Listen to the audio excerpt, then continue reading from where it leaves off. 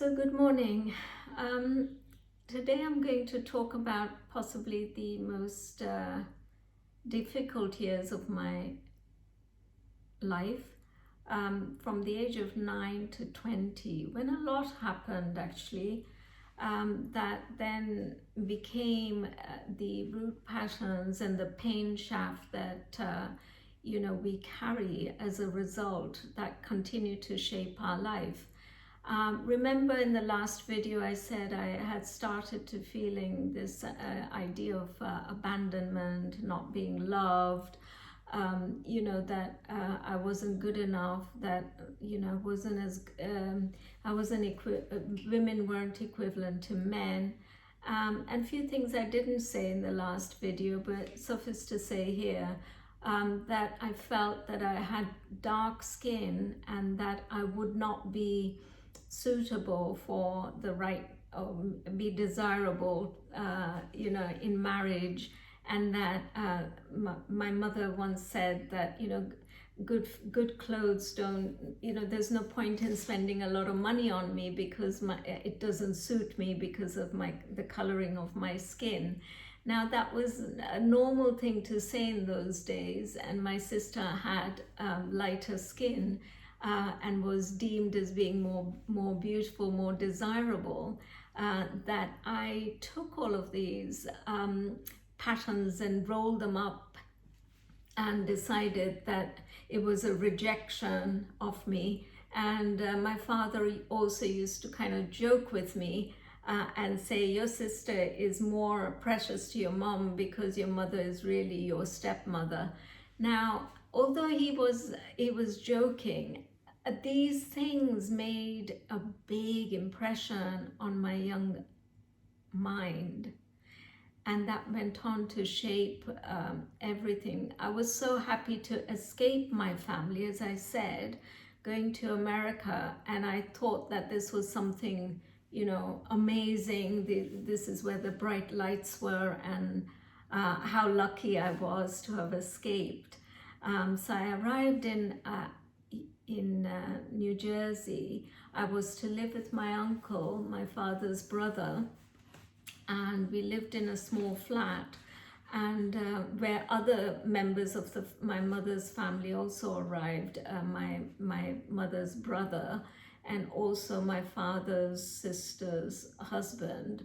Also, we were all living in this small flat, and I felt very alien there. And although my uncle and aunt were loving enough and fed me and looked after me, I didn't feel like I was the equivalent of my cousin, that I was an outsider, and I'd lost total contact with my parents.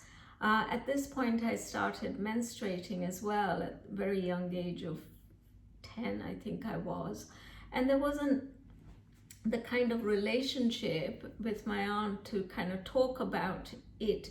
And I can remember feeling fearful and having to ask a girlfriend's mother as to what to make of this. And so that just shows what a sort of how I was just thrown into the deep end of being independent at a very young age.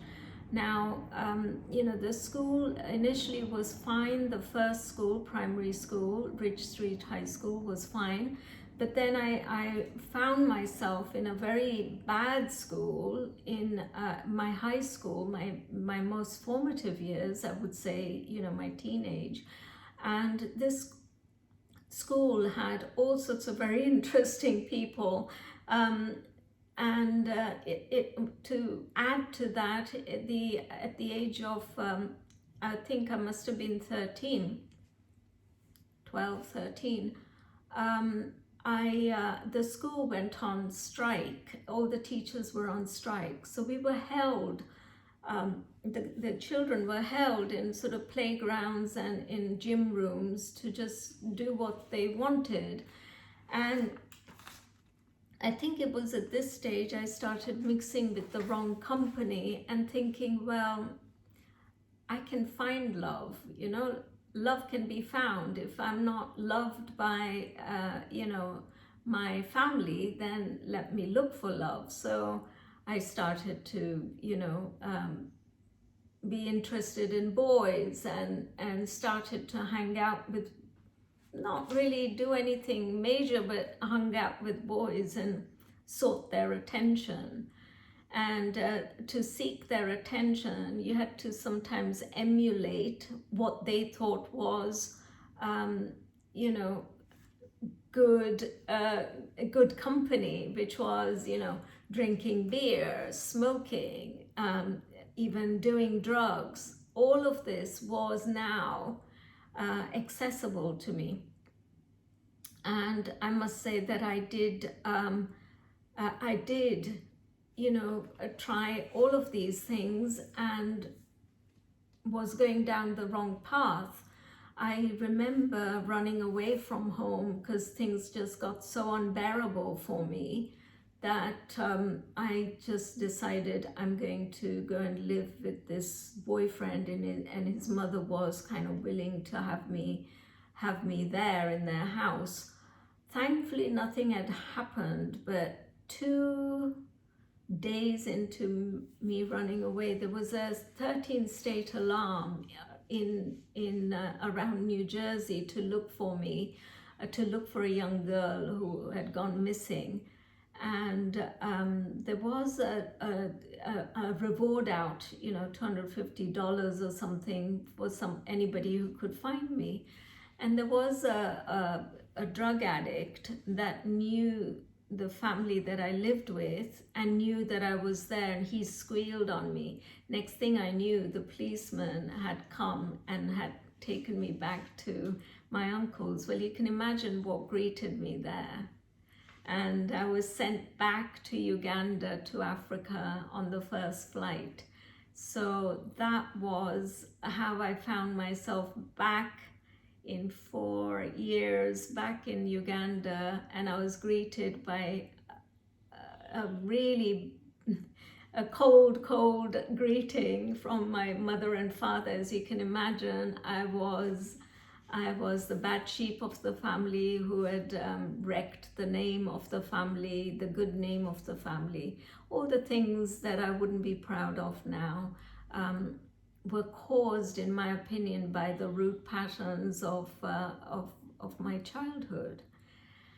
And so I was living in Kampala with my mother and father and my brother, and they were doing well, and they had, nice lifestyle and everything. And my father had just made it. He had good businesses and and he kept saying, I'm now very close to being a millionaire.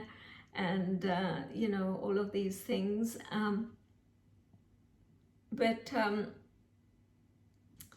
I was lucky that the Idi Amin thing happened when it did, because I was always on the spotlight. I had a spotlight on me, and my mother was always on the case, and I was so happy when the announcement was made on the radio that Asians had to leave Uganda in 3 months' time, and everybody then stopped talking about my, problems and things that I had done, and moved to, is this for real? What's going on? And as it progressed, every day got worse. And people were scrambling for their papers, and lines and queues to get visas and passports, and it was just chaos. People were being shot down, in the marketplace if they didn't obey. All these sorts of things I saw. It was a complete and utter nightmare unfolding, but I was happy in that nightmare because it meant the attention wasn't on me. And I can remember feeling more and more distant, but and more rebellious in some ways, thinking, oh, I just don't know. Now I'm stained and dirty. What does it matter? I'm just gonna keep getting into trouble. And I can remember, my driver and I had to go and deposit my mother's jewelry in a bank account. And that was one of the things that the government had asked us to do.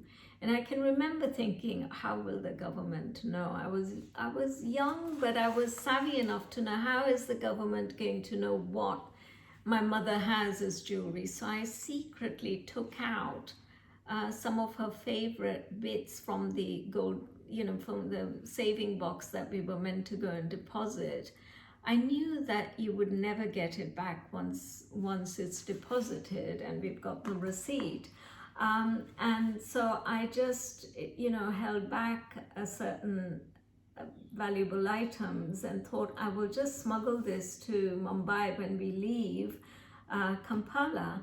And what I had done, and this shows what a rebel I was and how much courage I had at that age, all came from the root patterns of being not wanted, not enough, what does it matter, being a bit fearless and ruthless. So I carved out some shoes which had a cork heel. In those days you had platform heels, big chunky heels.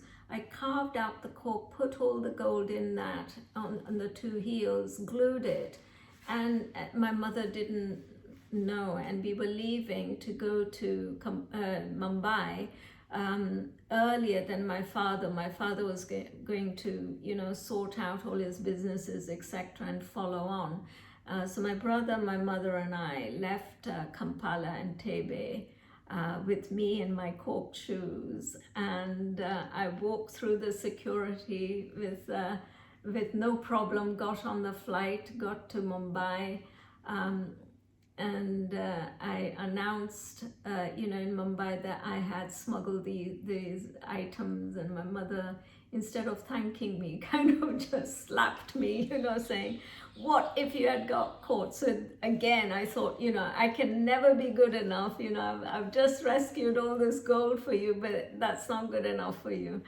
So anyhow, my father then arrived, and all he brought with him was 6 whiskey glasses in a briefcase, and that was the sum total of all the wealth that he had, amassed in Africa. That's all we came with. So we found ourselves in our family home in Mumbai, in Vile Parle, Juhu, where my grandmother lived, and my brother, my mother, my father, and my grandmother lived there for a while, and my sister was at a boarding school at this stage. So again, we weren't a full family, and I found myself getting into trouble at school in Mumbai. I was in the middle of this sort of very fancy school where all the film stars, children went, and even some of the film stars themselves were there. So of course, having arrived from America, was very sought after friend, and I was the naughty one. So my mother was forever called into school, etc. But happily, I learned a lot at that school. I learned Sanskrit and Hindi, and you had this system there whereby you had to pass all your subjects, otherwise you couldn't move on to the next year. So there was a lot of work to do, but I also, got into all sorts of trouble in Mumbai, which led to a situation which I can't really talk about, which developed another root pattern in me that that women are dirty, really, and I felt dirty, and I felt really rejected, and I couldn't wait to kind of leave the family home and the family, everything about Hinduism and Gujarat, and everything just became ugly in my head, and I wanted to just run from it. Anyhow, a year and a half years after living in Mumbai, my father decided that he couldn't hack Mumbai. So when I'd established a set of friends and acquired a pet, that too, without the blessings of my parents, I had stolen a puppy from my aunt's litter of puppies and brought it to Mumbai, unknown to my mother, and I had to leave all this behind, and we were uprooted again to go to England. So I arrived in England at the age of 15 and a half, found myself living in a house of 14 people with one bathroom in Holloway, in Caledonian, another rough place where Indians were called Pakis. And I was often seen to, punch people in their face and get into trouble. And those were formative years, living above a newsagent shop where the women of the house were expected to cook. So I can remember my job being cooking chapatis for 14 people straight after school, getting up very early in the morning to have my slot in the bathroom, and living on the floor with 14 people in makeshift beds. And we found then, after 4 months of living this way, my father then somehow managed to bring himself up again, and we found ourselves in a rented house in Edgware, where from where I was always working on I did Saturday and Sunday shifts, whether it was at a hairdresser's or sweet news agents' shops or whatever. And worked at Chelsea Girl, which was a little boutique, and always made my pocket money and gave a lot of it to my parents who were struggling, and helped them. And I did my O-levels and A-levels at night school, and then finally found myself doing A-levels, they were called at that stage. And at that point we were living in Kenton in Harrow. My father finally, he got his business going, and we were living in Kenton in Harrow. House was always full of people because my father got into being a social sort of, he brought all these gurus from India and then they lived in our house, and then we did these big satsangs. So during my O-levels and A-levels, I really had no room, because there was either a family living in my room, or there were people, that I had to give up my bed for. My sister had arrived at this stage, and she was living with us, and I think my brother was sent to India to a boarding school. So the house was full of people coming and going, and I found myself doing my A-levels, not only working during the day, but then doing night school, and then coming home to find that I was, surrounded by all these people in the house, having satsangs or, kathas, or great as it was very difficult, and I just wanted to run, and my relationship with my mother was just at the lowest point. And there's lots of little sub-stories here, which I won't bore you with in this video, enough to say that those root patterns were driving my every action. I felt rejected. I wasn't enough. I have to get out of here. I'm abandoned anyhow. Let me be more abandoned. Let me, and I left for university. and as a real rebel, as a feeling of not being connected or integrated in the family, that I was already stained and dirty anyhow, it doesn't matter, and women are not liked anyhow. And look at this Hindu way of living where your concerns, your needs are not even looked at or addressed. Some of the good things that happened, which I will speak in another video, is that at the age of 16, Ramji walked into my life, my adopted grandfather. But he requires a whole separate video, and he was some of my good seeds, along with the exposure to other gurus such as Ganpati Sachidananda and Gangeshwaranji, a blind saint from Haridwar. I will speak about it later. So there were some good seeds being planted in me, but at that time I wasn't aware of it. It was just, let me get out of here. And there were certain other things going on which I can't talk about, which meant that my father and I developed this very unhealthy relationship. I can't go into that too much at this stage because it would be too much for family to hear, and I don't want to do that. I want to protect them from that. Enough to say that there was sufficient reasons in my head to just walk away from not only this family but also this culture, and never ever go back and embrace the Western culture, which is the progressive culture where women are seen to be equivalent, and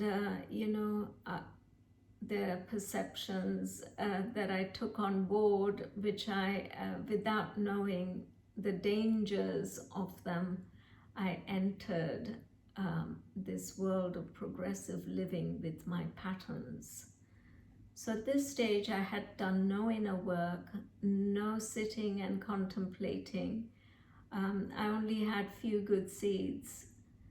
The fact that I had remained vegetarian throughout my 20 years was some saving grace, which I can look back at now with this perspective and say that that was something good, a seed that was a good seed to keep. And then my exposure to my early things, my Vedic culture, my grandmothers, the stories, and these stories continued even in these difficult years, of little glimpses into Hindu philosophy and Vedic philosophy. And then these gurus, although I resisted them and didn't see any value in them being in my life, Ramji, my adopted grandfather, and these two gurus, Ganpati Sachidananda and Gangeshwaranji, had a very lasting impact, which I think saved me in the end. And we'll go on to talk about it, but I had done no inner work at this stage. Okay, I just made a bigger and bigger and bigger mess of my life and created more deeper and deeper pain shafts. And there was no cohesion between the family. My sister and I, although we were close, there were lots of cracks. My brother and I, we were close, but again, we didn't have enough time together. And needless to say, my mother and father, there were huge big cracks. So so with that, I'm going to leave this video for you to mull over as to how root patterns from an early age and misunderstanding and misconceptions on our own part can lead to such chaos and such dangerous situations.